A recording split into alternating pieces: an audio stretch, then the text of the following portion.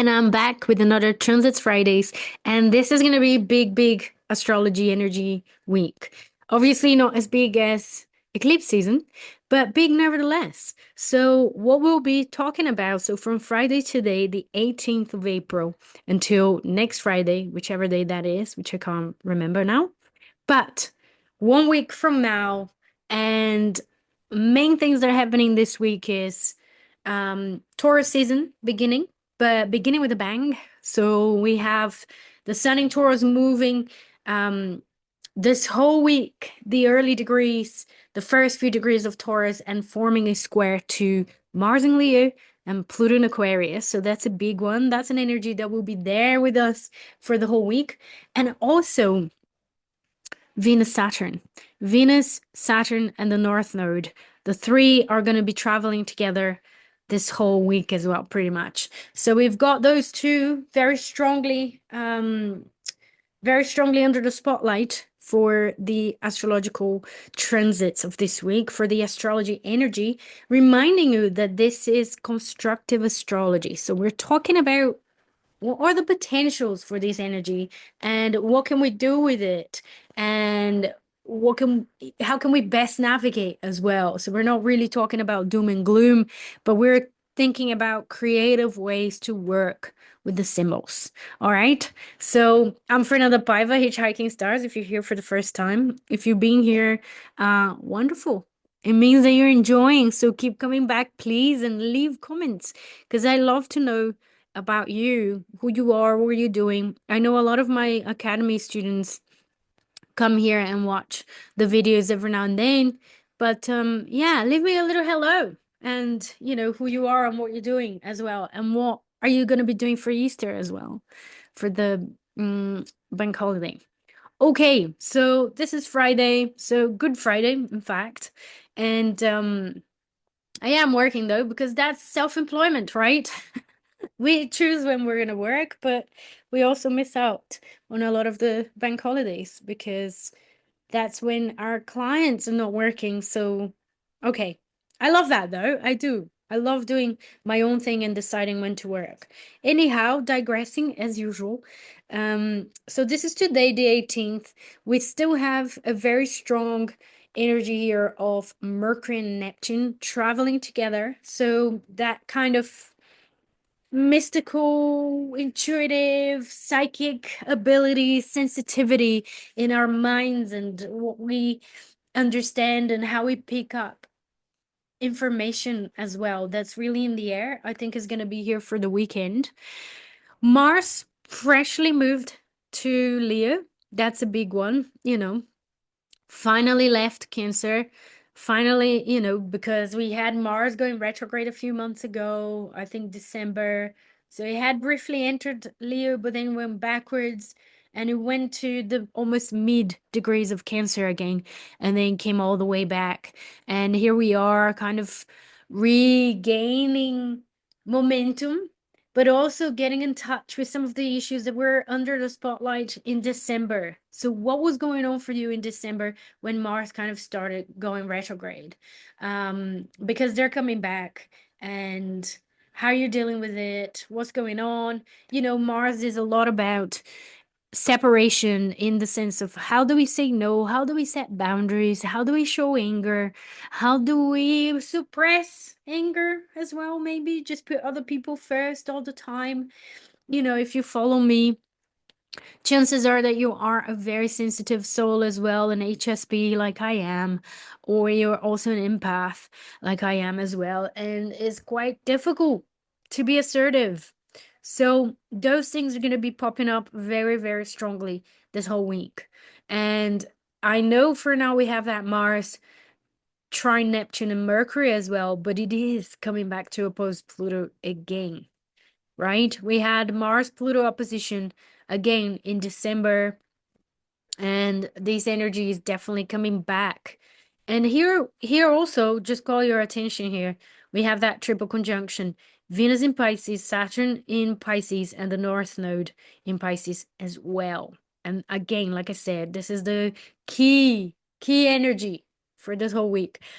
Sun in Aries, look, 29 on the 19th of April. So Bang! Sunday, beginning of Taurus season, and immediately forming a square to Mars and a square to Pluto as well, which obviously, because Pluto's at 3 degrees Aquarius, is kind of waxing, right? Is coming, is applying. So this energy is going to be available throughout the whole week, like I said to you. So we still have the trines to between Mars and Neptune and Mars and Mercury, but that big T square between Mars, Pluto, and the Sun in Taurus. So it's not a traditional Taurus season. It's not all about just the senses and sensual slowing down, etc. Because there's this huge T square here. Now there's big, big energy. And what I think with this energy, what the Sun in Taurus is telling us is that a way to navigate this opposition between Mars in Leo and Pluto in Aquarius is to be grounded, is to be anchored in our senses, right? Step on the grass, eat dense, nutrient dense foods, like really get into the Taurian things, the sensual Taurian things to help us get out of the tension between Mars and Leo and Pluto and Aquarius. So the tension between individual creativity and group expectations, or the sort of sense, I think Mars and Pluto opposing has a sense of powerlessness. In some situation, we might be feeling powerless. We might be feeling, rage might be coming up. It might be about society, about all the things that are happening, which I never really like to mention. It's not really my style. I'm really looking into the individual. But some of those things are taking its toll on us, some of the politicians' decisions that we really don't feel represented by. And a way out here, my friends, Sun in Taurus, right? Doing the Taurian things, making sure that you're grounded this week is a very eventful week for a waning moon, because we're heading towards a new moon. It's usually a time for rest, a time for slowing down, etc. But that square to Mars and Pluto kind of intensify the energy a little. There's a lot of frustration in the air potentially. So really, creatively, let's be grounded so we can know what to do. We can feel the anger. We can see what we need to do with that frustration. Where do we need to communicate? What do we need? How do we take action? And obviously, that trine to Neptune here is also a way out. It could be about compassion, right? Being the cosmic hero, the spiritual warrior. We do pick our fights, but we don't forget compassion.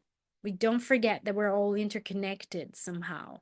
So this is a way to navigate this week as well. And Venus, which is the ruler of the Sun in Taurus, so the ruler of the apex of this T square, is conjoined Saturn in the North Node, which is one of the major energies of this week as well. So here we are, it's Monday 21st.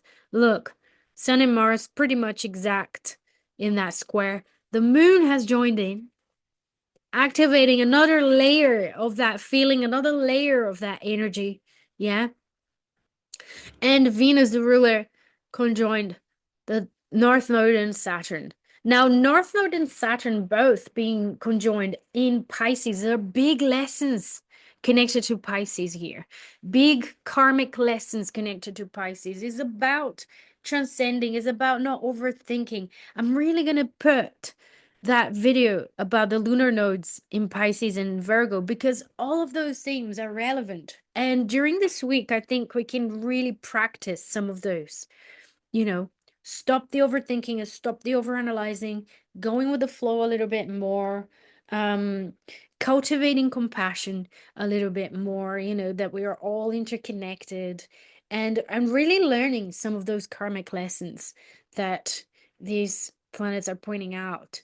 Venus is very much powerful in Pisces. It's considered to be exalted. Is really exalted. So something about compassion, self-compassion, self-forgiveness, forgiveness in general, alignment with our spiritual values. These spiritual values need to be very, very present this week. We need to take them very seriously because it's got to do with a collective evolution here that's at stake. Because The North Node is also involved.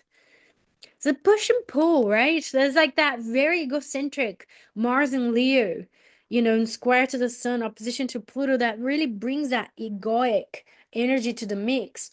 But then that emphasis in Pisces, kind of a push and pull between the ego and the ego battles and the transcendence, the need to embrace that Piscean energy and be very serious about that Piscean energy now. So where is Pisces in your chart? Particularly, where is the 26th degree of Pisces in your birth chart? Because that's a clue on something that you can use during this week to navigate the tense energies, right? There are lessons here. And Tuesday, look, we still got that Sun, square Mars and coming to square that Pluto as well. Like big battles, like ego battles. Wednesday, Sun square Pluto becomes exact. The moon moves to Pisces. Venus is conjoined the North Node. So we're still very much navigating that energy. It might intensify a little bit because of the precision of that Sun Pluto square and the, approaching precision of that Mars Pluto opposition as well. So there is a sense of crescendo here with this Pluto T square. It's intense, it's powerful, but it's highly transformative as well if we allow that to work its magic. It really has a lot to do with how we assert ourselves. How do we set boundaries? How to say no? How do we take action? Right? How do we do all of that? And not lose sight of our spiritual values as well, what we believe in, and the healing that we're doing in the world. Thursday, Mars, Pluto, look, 2 and 3. So still really very much happening. Venus, Saturn, both at 27. So they're traveling together this week, basically. That's what's happening. That's what's happening. And the moon is joining there. And then Friday, the 25th of April, bang, exact square between Mars and Pluto. And next week with the video, I'll bring some of the past moments that Mars and Pluto were opposing, because that's happened a few times. It happened when Mars was going direct. It happened after when Mars was coming retrograde. And now it's happening again. Right? So it's something that we've been through already. It's something that we've dealt with already. It's no news. It's definitely a recurrent issue. This Mars Pluto. Yeah. But an intense week, all in all.